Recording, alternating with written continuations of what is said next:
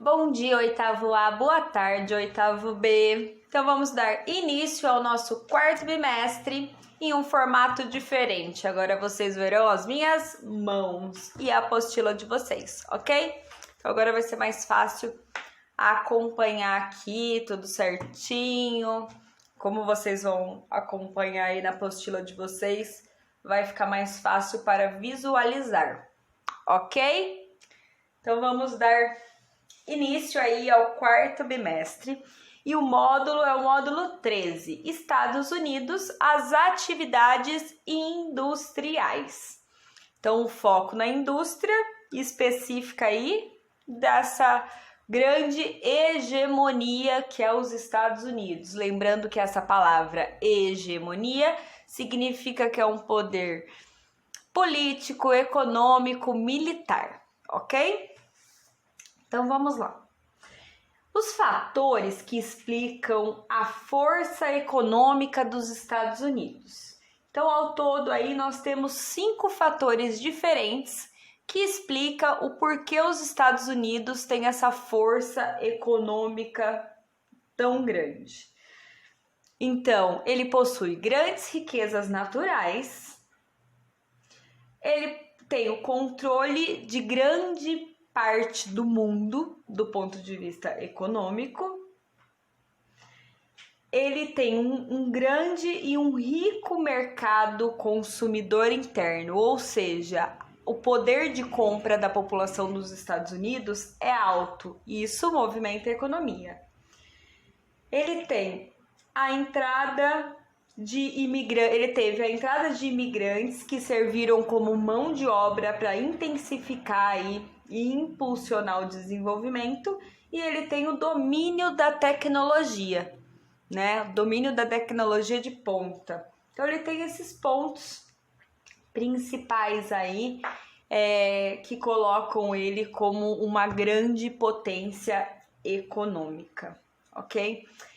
Em 2000, tem um dado aqui que mostra nesse gráfico para vocês. Então, esse gráfico da página 207 mostra Estados Unidos, evolução do PIB de 1960 até 2017. E qual dado nós temos? Aqui mostra uma informação que em 2014 o PIB da China ultrapassou a dos Estados Unidos. Sendo assim, a China se transformou em uma hegemonia? Ainda não. Simplesmente, alguns países aí asiáticos, principalmente a China e o Japão, eles tiveram um rápido desenvolvimento econômico do ponto de vista da indústria. Então, eles passaram a dominar aí grande parte das exportações aí para os países, inclusive desenvolvidos e inclusive para os Estados Unidos, tá bom? Então, é uma informação que aparece nesse gráfico para vocês. Fontes de energia. Quando nós falamos de fontes de energia, é a base da indústria, né? Então, energias, já sabemos que energia é a capacidade de realizar uma atividade. E em alguns momentos do desenvolvimento industrial aí no mundo, algumas fontes de energia foram mais importantes. Então, na primeira revolução industrial, tivemos o carvão mineral como fonte de energia principal. Na segunda revolução industrial, tivemos o petróleo como principal fonte de energia. E na terceira revolução industrial, que é agora, né, no meio da tecnologia, da ciência se intensificando, nós temos as múltiplas formas de produção de energia, principalmente com foco na energia limpa, né, na sustentável. Então, prejudicando o quanto menos o meio ambiente, produzindo quanto mais energia, tá bom? Então, de todos os recursos energéticos que facilitaram o desenvolvimento aí dos Estados Unidos, os Estados Unidos têm uma reserva de quase todas em recursos energéticos, mas mesmo ele tendo grande disponibilidade de muitas formas de produção de energia, principalmente petróleo, os Estados Unidos é um dos países que mais importam, ou seja, compra alguns recursos energéticos, principalmente o petróleo, ok? Então ele produz muito, mas o consumo é tão alto que ele precisa importar, comprar. Na página 208, tem um gráfico, esse daqui, ó, muito completo e complexo. Então, os Estados Unidos, evolução do consumo de energia de 1970 até 2016. Então, aqui vocês têm os produtos, né? Então, tem gás natural, petróleo, carvão mineral, as energias renováveis, a energia nuclear, que são as fontes de energia que mostra nesse gráfico todo aqui. Então, ele mostra que algumas formas de produção de energia tiveram uma grande queda, como o caso do petróleo, e agora uma grande importância novamente. Outras apresentaram um crescimento, no caso do carvão mineral, uma estabilidade e uma grande queda. E outras aqui, ó, como as renováveis, né, que estamos na era das energias renováveis, apresenta apenas um crescimento aí ao longo desses anos. Ok? Então, continuando, aqui tem alguns mapas que nós vamos passá-los. Então, esse mapa mostra a evolução do consumo de energia de 1970 até 2016. Na página 209, tem um mapa que mostra a infraestrutura petrolífera no território norte-americano aí nos Estados Unidos. Então, as linhas vermelhas são os oleodutos, as linhas verdes são os principais gasodutos. Os navios aqui mostram os terminais petrolíferos. Esse símbolo aqui mostra as refinarias. E depois os terminais petrolíferos marítimos, onde tem a extração do recurso. Aí, no caso, só no território dos Estados Unidos, ok? E nós podemos perceber que é vasta a área aí desses recursos no território norte-americano. Depois, na página 210, temos o mapa que mostra Estados Unidos, principais áreas de exploração de carvão. Então, são as regiões carboníferas. E a gente percebe que a disponibilidade aqui no território, ela é significativa, hein? Ó, aqui na região sudeste tem uma grande concentração. E aqui na região centro-norte também tem uma grande concentração. Lembrando que o território dos Estados Unidos está entre os 6 maiores do mundo, então estamos falando de grande área. E o último mapa aqui, na página 211, Estados Unidos, principais bacias e áreas de exploração de gás de xisto. Então tá sempre associado, ó, vocês vão perceber que tem uma certa concordância, as áreas aí de exploração de carvão. Então, nesse caso aqui, é a exploração de gás e xisto, que é um mineral importante aí para a indústria, ok? Então, o verdinho significa o gás de xisto, que é produzido próximo a essas reservas desse mineral, e o amarelinho mostarda aqui mostra as bacias, ou seja, a grande concentração desses recursos. Sobre os recursos minerais, até porque quando falamos de indústria, estamos falando de matéria-prima, da produção e da forma de produzir. Então, recursos energéticos e os minerais, né, que é a base, a matéria-prima para essa indústria. Então, de recursos minerais, a maior parte dos recursos mais importantes do mundo são raros nos Estados Unidos. Então, grande parte dos principais produtos importantes aí para a indústria no mundo, os Estados Unidos ou tem muito pouco ou não tem. Por isso que ele é o maior importador desses recursos. Ele importa, ele compra de outros países, certo? Aqui na página 212 tem uma tabela completinha que mostra os 17 principais recursos minerais do mundo. E aí mostra quais estão nos Estados Unidos. Então, nós temos o fosfato, que tem 10% da produção no mundo nos Estados Unidos. Nós temos o chumbo, com 7% nos Estados Unidos. E o molibdênio, com 12%. O restante não tem no território norte-americano, mas tem em outros países. Então vocês vão perceber que a China é uma grande colocada aqui nos recursos naturais, o Brasil aparece bastante, o Canadá, que é o vizinho dos Estados Unidos. Então, dessa forma, percebemos que na questão dos recursos minerais, os Estados Unidos é pobre, no entanto, ele compra, certo?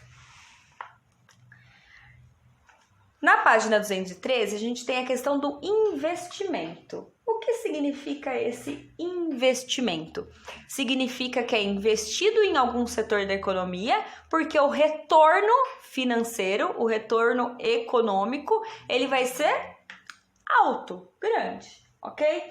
Então, na página 213, nós temos um gráfico. Esse gráfico mostra mundo, países sede das 500 maiores empresas transnacionais em 2015. Ou seja, são os países, os grandes proprietários, os donos aí das maiores empresas mundiais.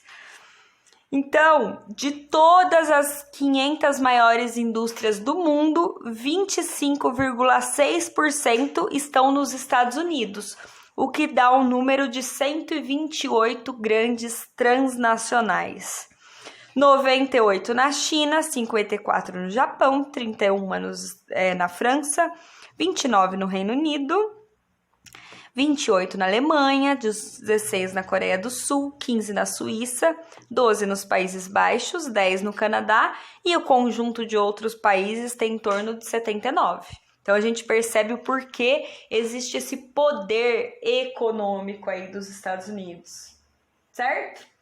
Em relação à globalização. Então, o que é a globalização? Relembrando esse termo. Então, globalização é uma forma de integração econômica, informacional e política, de uma certa forma, certo? Então, quando a gente fala de transnacionais, de grandes empresas aí distribuídas, de países desenvolvidos distribuídas no mundo, estamos falando das empresas que têm um dono, que são os países desenvolvidos, são os países ricos, e que elas estão espalhadas aí ao redor do mundo, principalmente nos países subdesenvolvidos. Por quê? Porque é lá que encontra mão de obra barata, encontra incentivos fiscais, ou seja, instala a sua indústria aqui no meu território e encontra recursos naturais, ok? Então, a globalização são empresas, grandes empresas, com multipolos de poder. E isso aumenta a concorrência internacional. Então, aqui quando observamos esse gráfico, percebemos que o concorrente direto dos Estados Unidos, aqui ó, o azul, é a China, né? Seu vizinho. Por quê? O que significa essa concorrência internacional? É como se fossem os países brigando quem tem mais indústrias, quem tem mais transnacionais. O que isso significa? Maior número de indústrias, maior investimento e maior retorno econômico, ok? Lá na página 214, tem um Você Sabia, para vocês lerem, que fala sobre a indústria 4.0.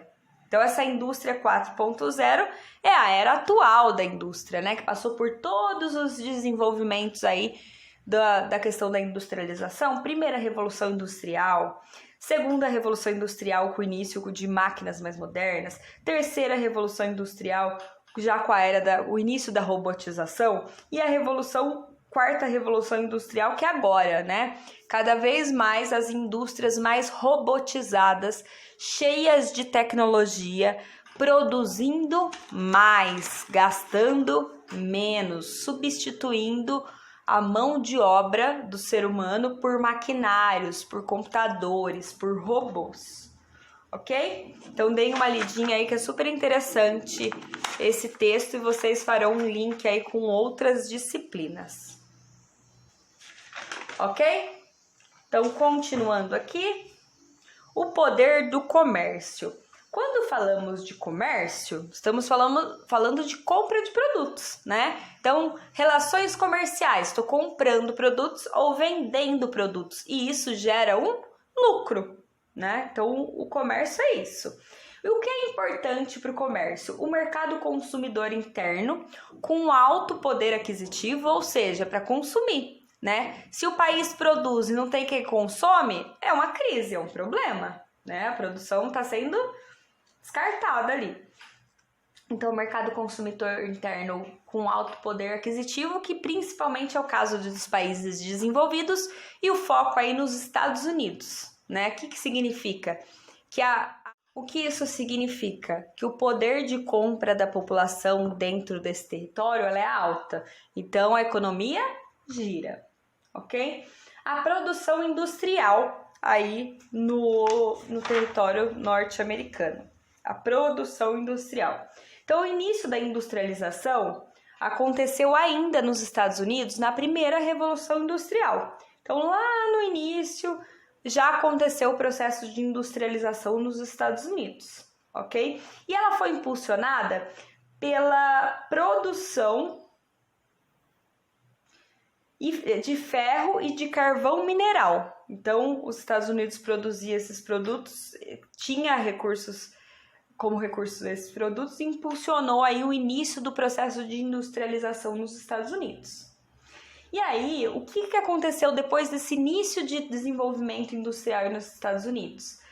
Ampliou a circulação e o fluxo da malha férrea, ou seja, aumentou aí a circulação de produtos e o transporte dentro do território, que significa também o desenvolvimento. Houve um crescimento da entrada de imigrantes no território, que aumentou o mercado consumidor, então chegando pessoas no território, o mercado consumidor aumentava e cresceu ainda mais a economia e, consequentemente, a industrialização. Em 1970, as transnacionais, essas grandes empresas, elas começaram a se ampliar, ganhar uma nova configuração cada vez maior aí na economia dos Estados Unidos, ok? Então, as transnacionais ampliaram sua ação e controlaram o mercado mundial. Os Estados Unidos, ele desenvolveu tantas grandes indústrias, tantas transnacionais e espalhou pelo mundo. Então, ele dominava aí essa questão da questão econômica relacionada à indústria. E aí tivemos um momento, né, que a Alemanha e o Japão passa a concorrer com os Estados Unidos. Então, quando passa, depois da Segunda Grande Guerra Mundial, que tem a Alemanha se desenvolvendo e o Japão se desenvolvendo com a ajuda dos Estados Unidos, depois que o próprio Estados Unidos destruiu aí o território. Então, após 1960, com o fim do século XX, um grande crescimento da China, Índia, tigres asiáticos, Alemanha, Japão. Então, esses países passaram a ser aí também concorrentes direto dos Estados Unidos. Por isso que os Estados Unidos têm tanta prudência e, ao mesmo tempo, probleminhas, né, políticos aí com esses países, porque ele não quer perder sua coroa, ok? Então, após 1990, que é a sociedade pós-industrial. Então, o que significa essa sociedade pós-industrial? Que a indústria já foi instalada, que ela já é o carro-chefe disso, ok?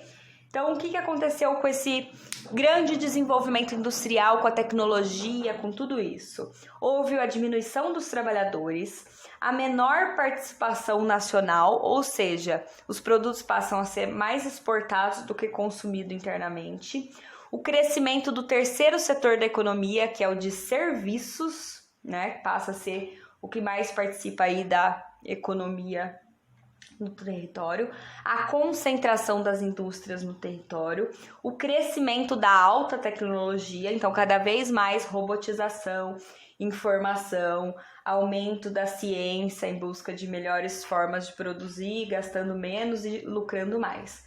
A busca por inovação, que está relacionada aí à ciência, e a generalização do uso da tecnologia. Então, agora, né, na pós-industrialização, não é mais um setor ou outro que usa essa tecnologia para produção, é tudo. Tudo é a base aí de maquinários e tecnologia. Na página 219, Opa, voltando aqui. Tem um gráfico bem completinho para vocês analisarem aí, que mostra Estados Unidos, evolução da parcela de casas com tecnologia de alto consumo. Então aqui vocês vão perceber que de 1900 até 2011, que é o que o gráfico mostra, o quanto chegava de tecnologia, de informação aí nas casas da população norte-americana, aumentou muito. Muito, muito, muito, muito. Ok? Na página 220, tem aí um mapa que mostra as regiões, zonas industriais do território norte-americano, no caso dos Estados Unidos. Então, temos a Manufacturing Belt, que é essa parte rosa, que é a região nordeste, que concentra principalmente a indústria, que concentra as regiões, a retirada de matérias-primas, né, e fontes de energia, é essa região. Depois nós temos aqui, principalmente nessa região, o Vale do Silício, né, que é a região oeste, que está concentrada a questão da tecnologia, as indústrias de ponta. E ao sul, a gente tem as regiões dos belts agrícolas. Então, está concentrada as grandes fazendas de produção agrícola de clima quente, né? Por isso que é chamado de Sun Belt, mas que concentra uma alta tecnologia. Então, essas são as 3 grandes áreas aí de desenvolvimento e de regiões com um desenvolvimento industrial desenvolvido. Então, tem a manufatura, a região de manufatura, que é a matéria-prima. Depois temos Vale do Silício, que é o extremo oeste, que é a maior concentração de tecnologia. E outras áreas aí de importância industrial, ok? A gente chama essas regiões de Sansan. Olha que nome bonitinho. Sansan. Então, é o Vale do Silício e a Sun Belt. Sansan, região do Sansan, grande desenvolvimento. Ok? Então, por hoje é só. Façam as atividades aí que estão mamão com açúcar, mais açúcar do que mamão. E qualquer dúvida me escrevam, ok? Então, tchauzinho, até mais!